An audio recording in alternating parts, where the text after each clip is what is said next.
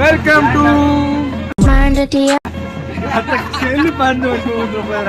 Welcome to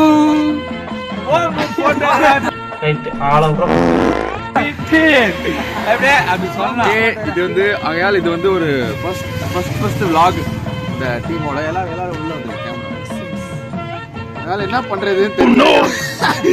நான் ஏதாவது ஸ்லோல பேசுறேன். யாரும் வீடியோ கேமரா ஷூட் பண்ணதுக்கு போனதே கிடையாது. அவர் கொஞ்சம் அவர் அங்கிள் இருங்க. இந்த கேங்லயே வந்து ஏஜ் டிஃபரன்ஸ் அதிகமா இருக்கு.